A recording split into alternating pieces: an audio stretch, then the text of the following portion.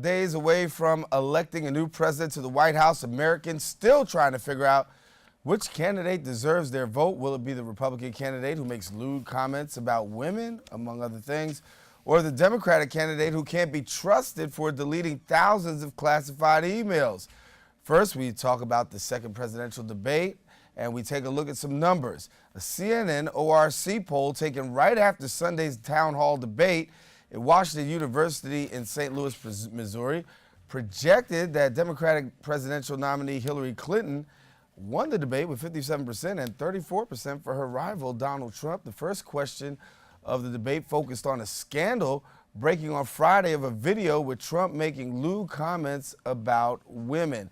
And we won't take a look at the video. Let's not look at the video, but we'll just go right to it. We got some guests in studio who are here, and we want to welcome our political commentators, J.C. Polanco, who's a professor of Borough Manhattan Community College, Dominic Carter from RNN-TV, and Aisha Bravo, who's the former Democratic candidate for the 78th District. And we welcome you all to the show. Hey, good morning. Thank you. Good to have you. Good morning. And, it seems like we just cannot get together without something new, controversial to really hit and talk about.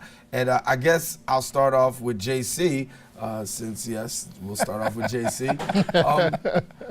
Donald Trump once again finds himself in the middle of controversy. No surprises here, but I guess the big surprise on the part of many is how he defended his comments by, first of all, talking about locker room talk. And I can't defend that. I mean, I think it's ridiculous. I think he should have apologized and said, I'm sorry, I will never do that again. I can't believe I said those things, and really stop there. But what he did was he continued on to talk about Bill Clinton and how Hillary Clinton attacked the women that accused Bill Clinton of sexual abuse and rape and adultery in the 90s. Now, that's why he seemed disingenuous. What's interesting is his tactic for the debate.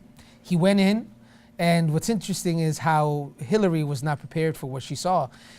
Donald Trump went into that fight with a broken bottle in one hand, a chain in the other, and he was ready to knock somebody out. He was up against the wall, the Republican Party's abandoning him, and Hillary Clinton went in there thinking this was gonna be a fair fight, and she was on the defensive the entire night. Mm-hmm. So I can't defend those comments. I think those comments are terrible. I hope those comments finally end his campaign, and somehow we get a miracle and get him off the ballot, have the Electoral College never vote for this guy, but I don't know if that's ever gonna happen. Aisha, I mean, one of the things we always talked about was his need for trying to wheel in women voters. And given the fact that you've got these tapes and other previous things that he said, where do we see this on the map? Does he have any shot at all with women at all? Absolutely not. As a woman who recently ran for office and had a similar situation, I think that we are often on the defense. We have to be, right? Because the way we're being treated, the fact that this is an assault, the fact that he made a comment about grabbing our private part, that's an assault, and no one's talking about this. This is an assault against women. This is an assault on the majority of the population that votes. And I think that we have to defend ourselves. Mm-hmm. We'll talk about Hillary Clinton for a minute, but I want to get to this because, Dominic, you've hosted things. You've been on the political scene and for quite some time. The town hall meeting really wasn't a town hall meeting. I mean, it really didn't have the flavor of a town hall meeting. Now, as a journalist, whose fault was it? Was it us for not being necessarily in control, or was it the candidates that kind of like ripped away and just had free will? What happened here? Well, a number of things. It's tough because the journalists are under the gun, because the American people, the pundits, the experts are watching. If you don't hold them accountable, we will say you did a horrible job. The clock is winding down, and the candidates are basically going to ignore no matter what you say. It's going to be a point, counterpoint. But the best way I can say this, Daren, and there's no other way to say it, and I am being as objective as humanly possible. It's over. The race is over. Trump almost fooled the American people, because what's come out, and this is just step one. I've said on this program, expect for the bombs to fly. You did? Yes, and you did. They will continue to fly. Mm-hmm. Trump's past, I don't know what he was thinking as a journalist objectively who knows both of them, to think that he could get away with this and all of these appearances on Howard Stern and talking about women's private parts, that it would not come back up. It's delusional. Dominic, you mentioned something very interesting. he almost did fool the American people. He did fool the Republican Party. And he bamboozled our base into actually selecting him to be our nominee. We knew that Donald Trump was this person. I mean, we knew back in June 16th of 2015 that he was unhinged, that he was reckless, that he was unfit, that he didn't have the knowledge to be president. We knew that. We still gave him the nomination. And now we're going to pay the price. Now we have a civil war in the Republican Party. And Donald Trump, understanding what we know about Donald Trump now, about what he said about women and how he really wasn't apologetic about it, I think that because so many of our leaders have abandoned him, he's declared war on the party. You have Paul Ryan and Donald Trump on opposite spheres, and I think it's going to be really bad in November. The question is, what happens to the Republican Party after this? And Aisha, I want to ask a question about this because this Donald Trump's, talks about Paul Ryan, and Paul Ryan says, listen, I'm pretty much going to concentrate on saving the party later for Donald Trump. I want to work on. Is that a good strategy by Paul Ryan, or are we looking at Paul Ryan does need Donald Trump at some point? I don't think he needs him. I think he's an embarrassment to the party. I think he's an embarrassment to the human race. The fact that he's made this presidential candidacy a circus. The fact that we have low voter turnout overall, and now you have this circus going on, and he's the main clown, has really pushed people back away from voting. So I think the best thing he could do is isolate himself from Donald Trump to try to save what's left of the Republican Party at this point. You know what's funny? Paul Ryan probably saw the Titanic recently. He did, because he's Jack. He's holding on to that raft, right?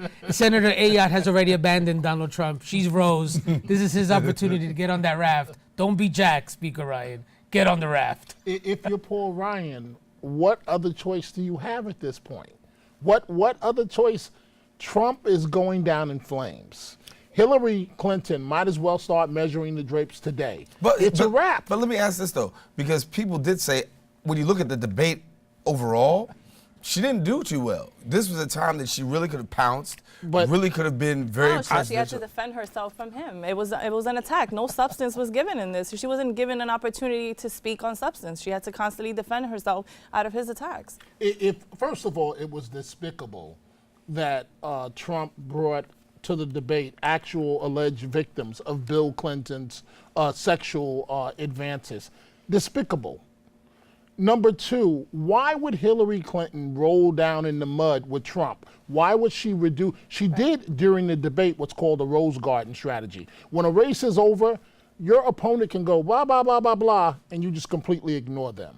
So she engaged him, but you have to understand, Daren, and I know you know this, the reason why she won the debate, Trump had an okay performance besides stalking her on stage, but when you're ahead, right, the challenger must do something to cut down your lead.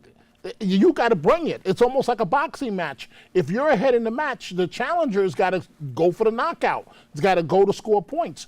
Trump didn't score any points, so that means that Hillary won. I'm a never Trump guy, but come on, you saw this debate. And First of all, you don't give him points for scoring on the emails? Hold on, no, he did. Listen, think about the psychological operation that he ran on Hillary Clinton. On himself. Could you imagine that? Imagine for a second you go to a presidential debate, and as you look in the audience, there is every woman who's accused your husband of rape, sexual molestation, and adultery staring at you, and now they say, get ready for a debate where 90 million people are watching.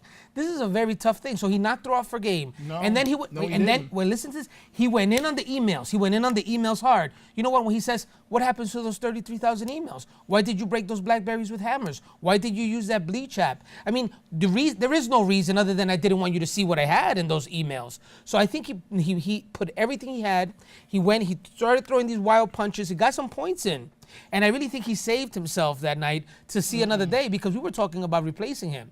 So I think that right now he did everything he could. There was nothing else that he could have done strategically.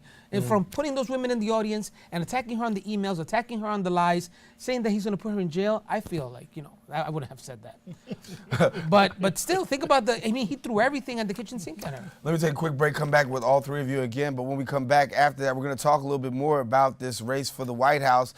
The conversation talking about locker room chatter. What exactly is locker room talk? And is that really what's said in the locker room? We'll be right back.